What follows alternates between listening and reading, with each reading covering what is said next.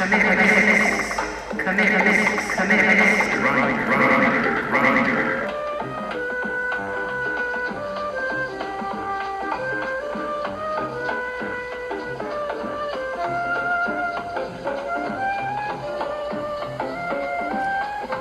to another edition of Comics Grinder. This is Henry Chamberlain, and I believe this is going to be the most multi-layered episode to date in terms of the actual content and our approach to it.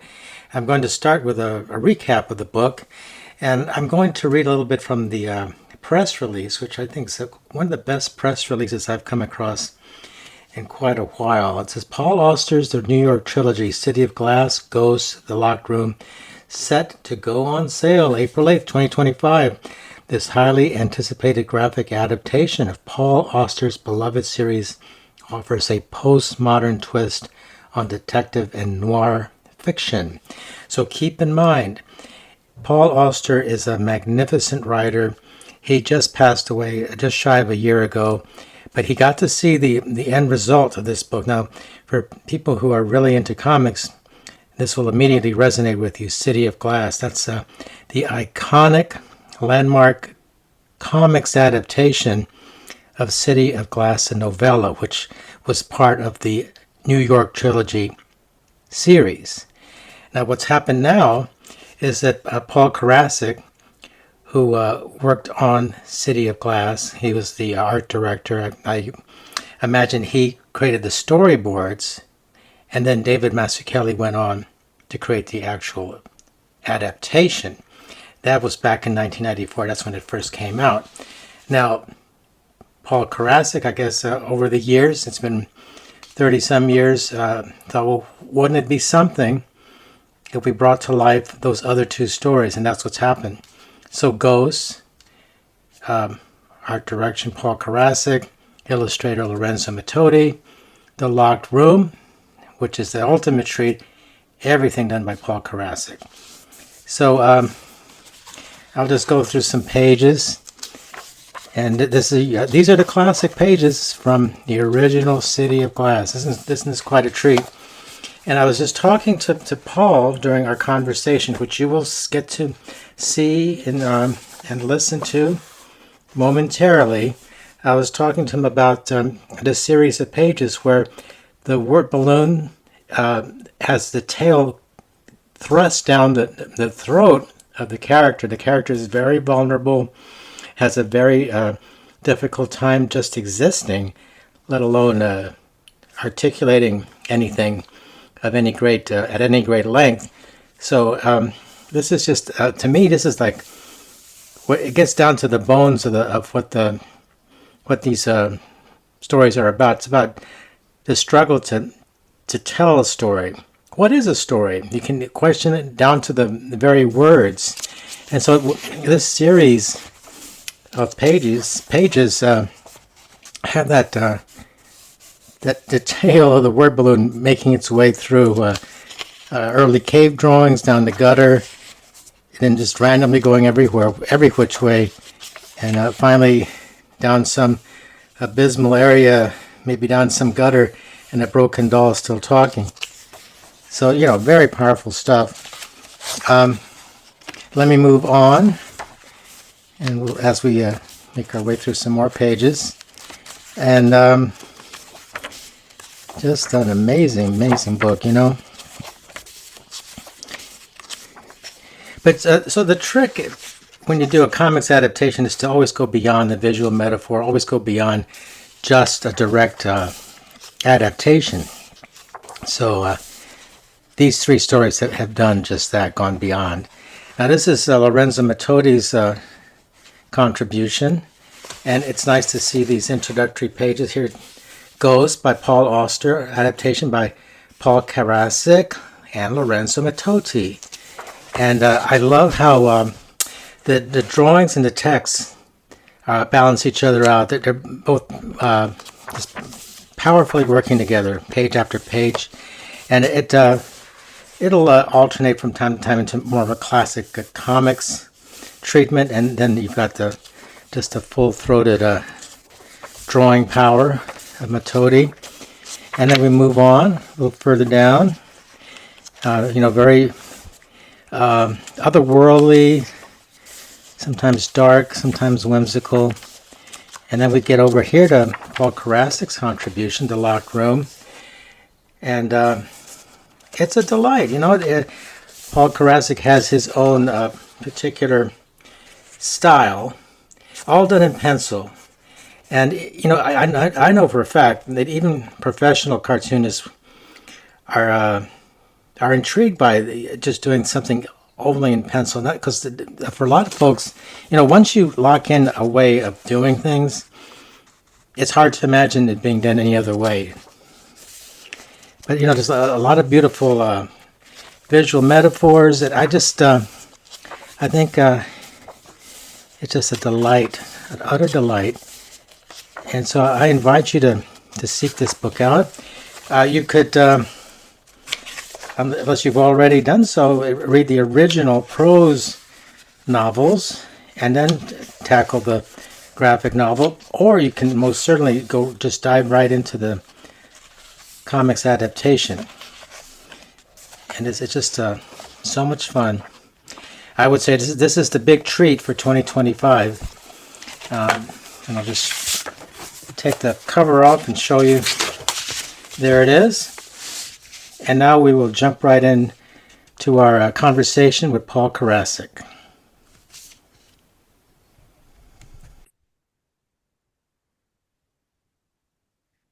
Hi, this is Henry Chamberlain, and I'm thrilled to have Paul Karasik. He's a two-time Eisner Award winner. You may know him from How to Read Nancy. This is the New York Trilogy, which Paul is deep into he was the art director for it and contributor for this new version. There's so much to chat about. And I have to say that the press release this is one of the best press releases I've ever come across. It's so informative. There's so many layers of information. But first, thank you, Paul, for doing this. Sure, my pleasure to talk with you. Now, I guess that we could start in many directions, but I'll let you set the tone. How would you present this book to somebody who didn't know anything about it? Huh. Hmm. Yeah, it's a little tricky because you've got to sort of if you don't know anything about Auster or the New York Trilogy, let's say you're completely blind. So that's a different kind of introduction. But basically, there are three novels written by Paul Auster in the early 1980s that have been adapted into comics. They're called the New York Trilogy as a whole, and two of the novels take place in the early 80s, and one takes place in 1946 or 47. But they're all three New York tales. What they have three different protagonists, and each of the three novels are drawn by three different artists. And they have all been adapted and scripted and laid out by myself. They start out as sort of straightforward mysteries, but they quickly veer into strange places and stop being mysteries. And as Auster said once about them, they end up being asking more questions than they answer. And that can be rather frustrating for someone who's picking them up, thinking that they're going to be straightforward mysteries. They're not. They're postmodern mysteries, but don't let that put you off because they're actually very engaging and emotional, and I hope riveting and fun reads. Let me switch over to the camera that's going to look over the book. And so we can comment on some of the pages as we go. Now, I just want to say that for City of Glass, I was in the hanging by a thread. I was working at a job that just was very all encompassing. So I did not actually pick up City of Glass until some years later. Mhm. Uh, but this is just so beautiful to see it in this hardcover. And I have a few samples. Speaking of the postmodern, because there's so many things going on. I think of Paul Auster first and foremost as just a very elegant, sensitive person who somebody who was really I guess into magic realism and then postmodernism's also in there. So his subversiveness, his bent towards subversiveness, playing with the with what can be done with language, taking it to its limits. All of that's going on, and this page is just one example. The two Peter Stillmans, which one to choose, which story to veer off on. But there's so many. Let me see if I. And he's lost his ground there. It's groundless. Yes, and then these beautiful flourishes where the tail of the word balloon is going right into his mouth. I'm sure much has been said about that, but we're going to just say we're going to say. I don't know if anything's been said about it, but Oh well, well, what I you want me to talk about this?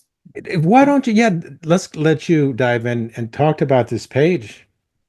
Yeah, so City of Glass, the second chapter of City of Glass is a monologue featuring this character who has been severely abused and lost some cognitive abilities as well as the ability to be specifically articulate in a linear fashion.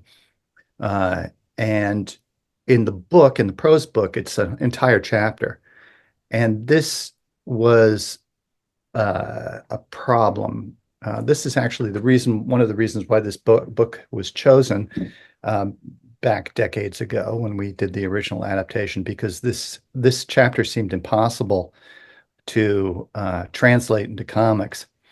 But I came up with this idea of the 9-panel grid and the tail of the word balloon going down into the character's mouth and taking one through a journey over the next several pages. What was 20 something pages in the book turns out to be 12 pages or so. I can't really remember in the adaptation, where you're take as I say expedition through this poor young man's tortured soul. Well, I'm sorry, didn't mean to interrupt. I could keep going. Oh, I'm sure. Well, I'm thinking, oh wow, I gotta ask you what it was like working with Paul Auster. I have to ask you what it was like being the art director, working with Masu Kelly. Well, working with Paul Auster and both of these gentlemen was an utter pleasure. This book, from the moment we got the green light on it, everything about this book was meant to happen. City of Glass was sort of felt like being trapped inside a Paul Auster story where a series of bizarre coincidences occurred during the earliest stage of this book that ended up with the three of us working together. Um, that's a long story if you want that. Oh my goodness, my jaw's dropping because that seems to be Paul's thing, the coincidences in his life. You have to talk about this story. Okay, Tell it. so very briefly, uh, I met Paul Auster when I was teaching at a prep school in Brooklyn Heights, and his son was one of my fifth graders in an art class. And at that point, Paul had only written a few books, including the New York Trilogy. And I'd heard that he was a young, up and coming author, but I didn't really know anything. I think New York Trilogy. So I picked up these books and I read them. And I always carry around a sketchbook, something, to draw on. And I made some notes in the sketchbook about how City of Glass could, maybe turn into a comic of some sort. And I thought when he came in, I'll have read the books and I'll be able to sort of kiss his ass a little bit and fawn over him. Well, he came in, but we never talked about the books because we had so much else to talk about his son. And then I never really thought about it again. It's just something lost in a sketchbook. And then flash forward about 10 years, and I've moved out of Brooklyn and get a phone call just as City of Glass starts with a phone call. And it's a phone call from Art Spiegelman, uh, whom was my teacher and mentor and friend. And I worked with Art and his wife Françoise Mouly on Raw Magazine, and he said, I'm trying to help this editor in New York who is interested in adapting contemporary noir novels into comics, but we're really kind of stuck on this first one. We can't get there's this second chapter in this thing. We can't really get it, figure out how to get it to work. A couple of people have tried. I thought you might want to give it a try, and I was like, well, what's the book? And he said, City of Glass. And I said, well, Mhm. let me get out of the basement and get my sketchbook. I've already started. So that's, I mean, it's really like, so this was sort of really meant to be on its own sort of Austerian time warp and schedule. So I did the sketch very quickly. And then I gave the sketch to David Mazzucchelli, and he redrew my sketch and improved it significantly. David is not only a wonderful human being, but also a very great cartoonist. At the time, he'd drawn Daredevil for Marvel, and he'd drawn uh, the best Batman of all time, Batman Year One. So he really knew he could really draw New York City, and he had a way of opening up the space. I kind of nailed it hard down to this 9-panel grid and variations of it, and playing around with the 9-panel grid with for a very specific subtextual purpose. That sounds pretentious, but it's true. And he was able to like really kind of add some fresh air to it as well as draw New York City beautifully.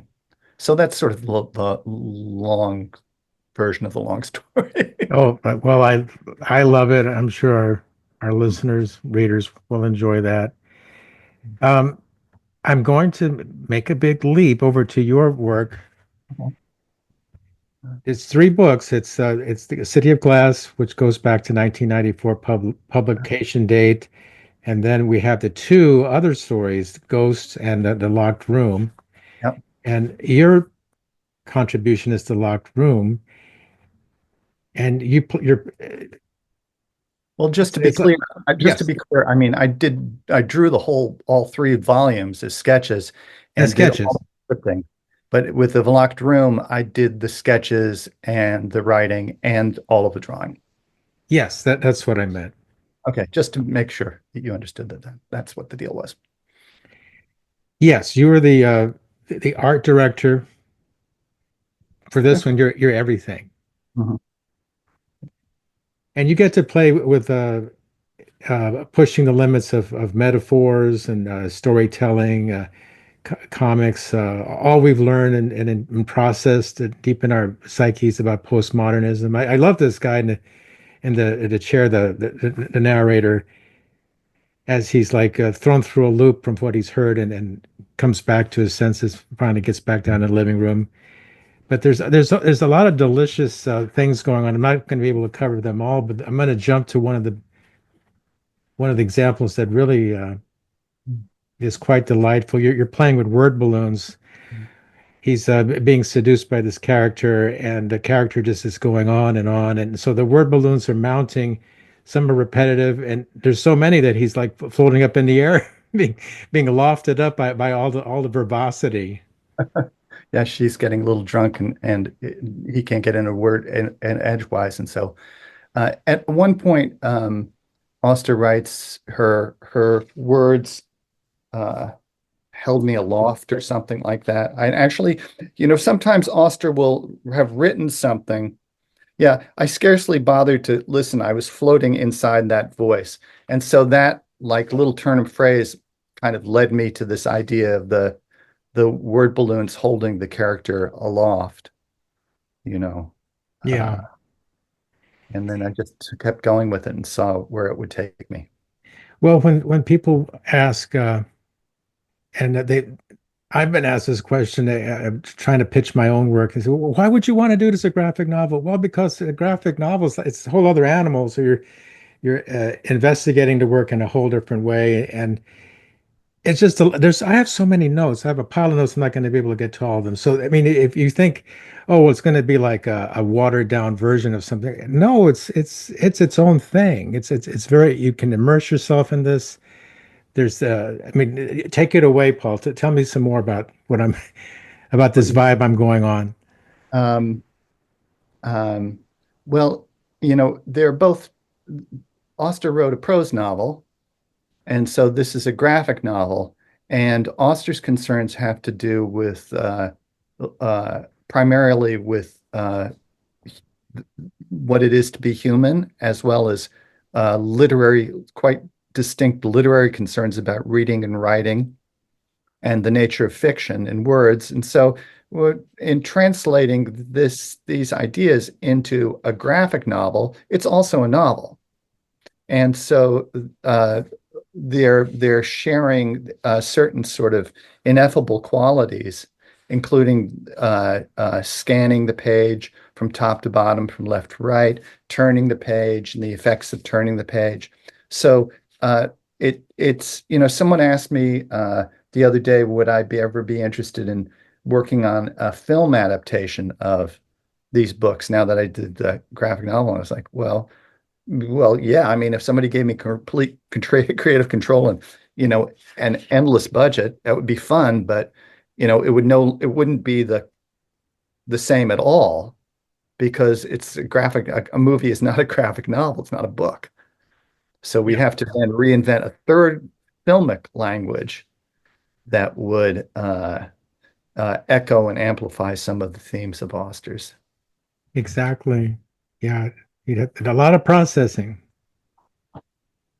I'm going to jump over to Ghosts, Hmm. and I was telling you before we started the interview that it's a little different when you see it on a PDF, but when you see it in the book form, it makes total sense. But the PDF, for some reason, it threw me off, and I was thinking, is this going to be more of a picture book Hmm. and kind of like cheating in a way? But no, it's its own thing, and on top of that, it fits right. It fits so well with everything else.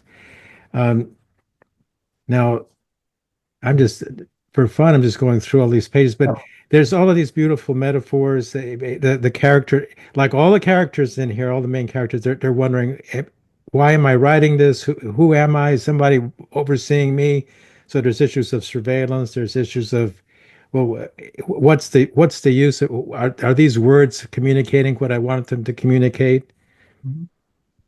Yeah, those are all the primary issues that Auster is interested in, particularly in this book, which has a central theme of reading and writing.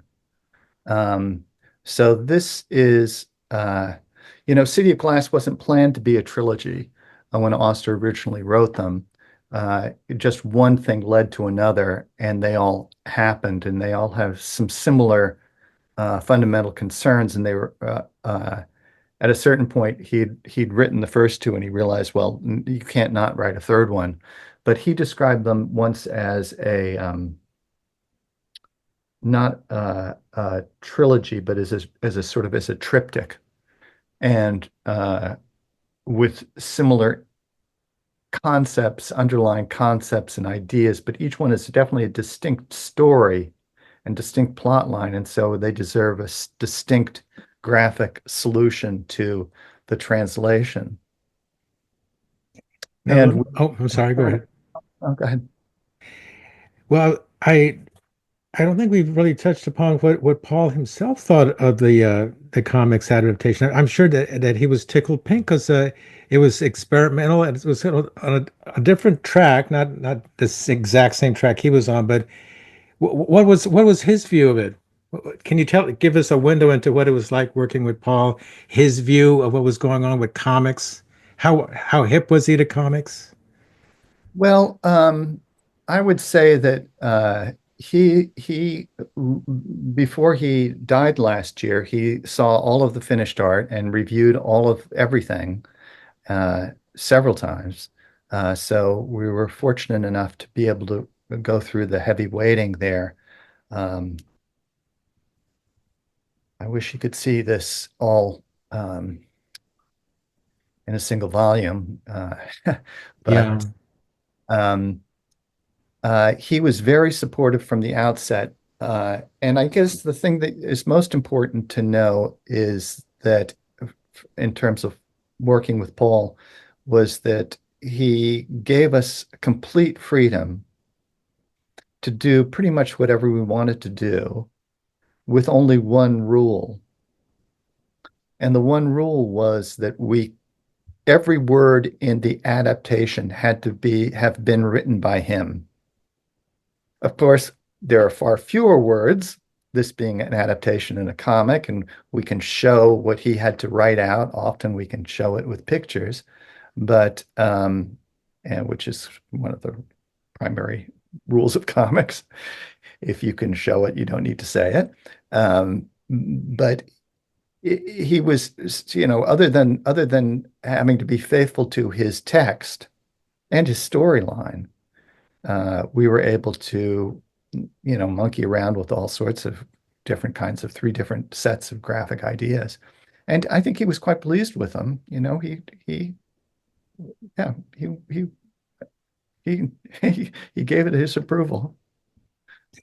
Now, coming from your background, and I'm sort of like assembling this question as I speak, which is like I'm a high wire act. But Go ahead. considering your background, your wonderful book that you co-wrote, How to Read Nancy, your Mark Newgarden. experience with Raw Magazine, can you give us a window into how you tackled your your contribution to this book?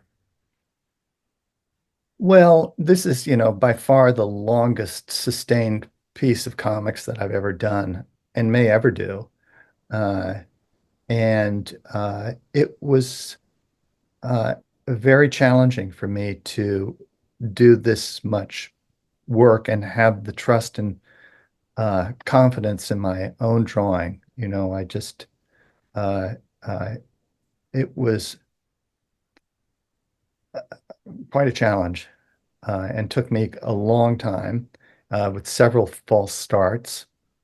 But I know that this is as good as I could do at this point.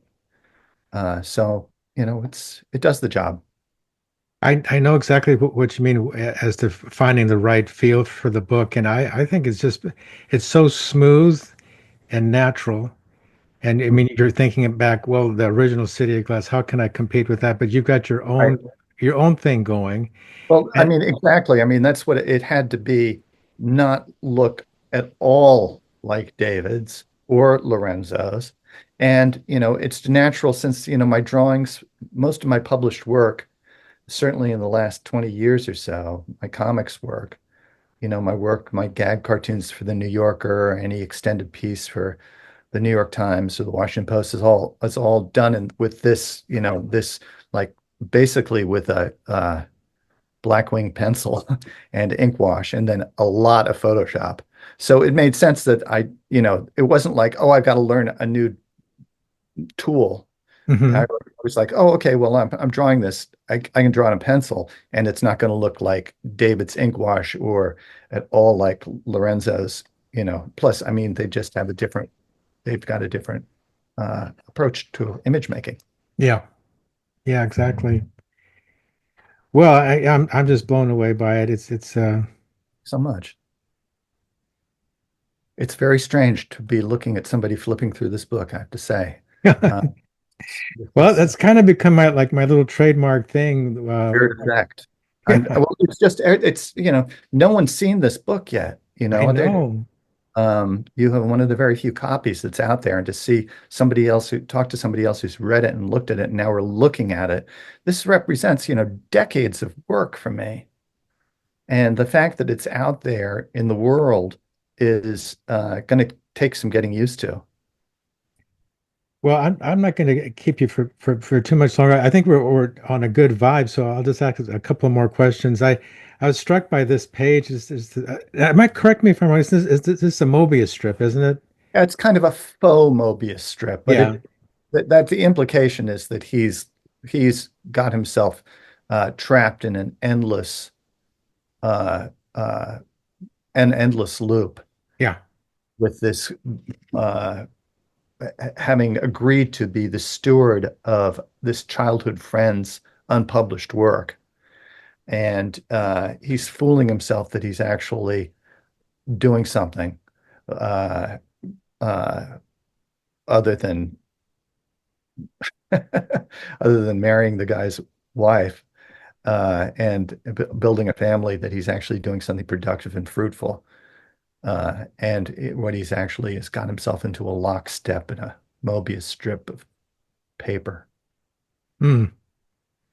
Well, I don't want to go out on too much on a limb. I feel like I've read my fair share of books, and I feel like I'm an ignoramus, but I get self-conscious sometimes. I think of Paul Auster as somebody who he would have done well years back. I was thinking of Bernard Malamud, for instance. Like he creates these characters who are magical and Mhm. like the fan show. He's like this mysterious, mythical person, and You never see him.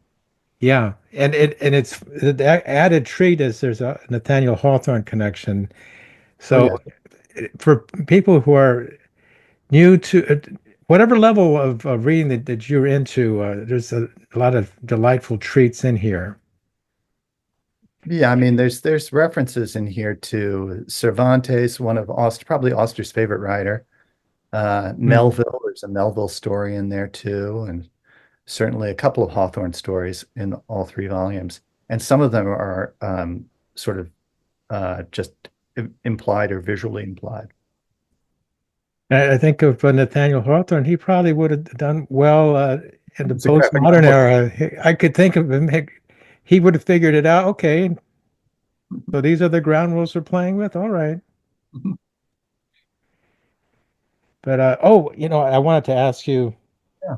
because there's only so many cartoonists who do everything, the auteur cartoonist. And what is I'm sorry, I don't have I have too many notes. Who's the what is the book I'm thinking of? Hank or Ferdinand? The Fletcher book Hanks. that you Fletcher Hanks. Fletcher Hanks, yes. Can you tell us a little bit about Fletcher Hanks? Because he's like this mythical auteur cartoonist. Yeah. Uh, I don't think I have a Fletcher Hanks book up here. Weird. I've got lots of Fletcher Hanks paraphernalia. Um, yeah, so Fletcher Hanks was a cartoonist who I learned about when I was working as associate editor of Raw magazine. And the cartoonist Jerry Moriarty came into the office with a stack of old weird comic books. And, between Spiegelman and myself, we really thought we knew everything about that was worth knowing about Golden Age comics, which is honestly not that much. Hmm. Most most of them are pretty shitty. Uh, but these were like, what are these comics? We've never seen these before. Never heard of this artist before, although he used several pseudonyms so he could work simultaneously at various lousy publishing houses. He made 51 comics in th the earliest days of the comic book, 1939 to 1941, and then he disappeared. Well, we reprinted one of these stories in an issue of Raw, and it's magnificent, twisted, weird, uh, this is before they kind of knew that comic books were supposed to be for kids, so there were no rules, Hmm. and anything goes, and he would torture and mutilate people, and they're superhero stories, but really very twisted and grim. So then jump ahead several years, and somebody sends me, it's the beginning of the internet, and somebody sends me a few Fletcher Hanks stories. I was like, oh, cool, right. I forgot about this guy. I wonder if I can, find more online. And so I do a Google search for Fletcher Hanks, and I come up with a link that's about World War II pilots. And at the bottom of it, it says, if you want to contact Captain Fletcher Hanks, here's his email. And I think, oh, I get it. This is why this guy disappeared in 1941 and never drew another comic book story that we know of since then. He went off to war and he just lost interest in doing comics. So I got in touch with a guy uh, and he wrote to me and I said, are you Fletcher Hanks, the cartoonist? And he wrote back to me. He said, no, I'm not Fletcher Hanks, the cartoonist. My father was named Fletcher Hanks. I'm Fletcher Hanks Jr. My dad might have been the cartoonist you're thinking of, but he left home when I was 10, having beaten my mother to a pulp and stolen all the family money that I had saved at a Hmm. summer job. Basically, this is what it said, but the last line of the letter was, there may have been two cartoonists who were named Fletcher Hanks, but only one son of a bitch like my old man.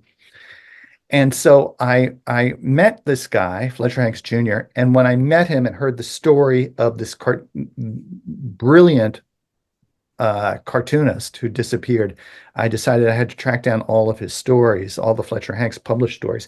There was no index of them. Nobody knew how many there were. The son didn't even think it was the same cartoonist. He was shocked that his dad was a cartoonist. So that took about 10 years of my life, tracking down all of the Fletcher Hanks stories. And the first volume turned out to be so popular, and I won an Eisner Award for that book, that level of popular, that the publisher suggested that let's find the rest of the stories, and now they're available in one volume, which I should have handy here to hold up to the camera that I don't, that collects all of the Fletcher Hanks stories in one volume. And in the back of the book is a story, 18-pager, that I wrote and drew called Whatever Happened to Fletcher Hanks. So that's the Fletcher Hanks story. And if your readers are unfamiliar with Fletcher Hanks, they should, and they have any interest in, you don't even need interest in superhero stories. As a matter of fact, just like weird, bizarre, extraordinarily graphic, beautiful comics. And was this the actual the father of the person you're Yeah, talking it turned out to be the father. Yeah. Wow. Yeah. Who was a horrible man and a violent alcoholic. And once you know that, and then you read the Fletcher Hanks comics, there's a certain resonance is created, and the stories become not just twisted and weird, but really kind of emotionally powerful. Yeah. Wow. Well, I wanted to maybe close out with this one question or something to chat about a little bit is that City of Glass is such a beautiful time capsule. I think, and I say this kind of tongue in cheek, that the whole mission that the character's on is so outdated because he wouldn't have to have sat at the same spot day after day. I mean, with today's technology, you could have had just a proper amount of cameras and there you go. But it's just such a delicious time capsule. Mm. Does that resonate with you to hear that? Or Yeah, of course. Yeah, yeah, yeah. I mean, it's set in the early 80s, 1980 or something like that. well, it, And it makes sense when I think back. That's what you do. You would just sit there, and when you needed to, you'd go to the payphone. I mean, you do what you have to do in the time area you're in, unless you yeah, can time travel. But unless I'm missing something, I think we've covered it. I want to invite everyone to just snap the book up, the New York Trilogy. good. Wow. So this has been quite a privilege. Are there any parting thoughts? Anything else? Did I miss something, Paul? Um, no, well, maybe just one teeny thing that would be, I don't think you should share it, but like, I spent a lot of time designing this book, just the object itself, and I'm Oh, very pleased I'm how, sure how it turned out. And so there's some nice surprises for readers who pick up a copy, and just there's lots of Easter eggs, let's say. So uh, I hope that anyone who gets it can enjoy it as an object as well. yeah, oh, absolutely, absolutely. You left me feeling, oh shoot, I missed something. But yeah, obviously you are the art director, and it is a gem of a book. Like I can't I couldn't put it down once I started. I'll put it Oh, that way. I just could not put it down. that's great. Thank you. Thank you so much, Paul. Sure. A pleasure.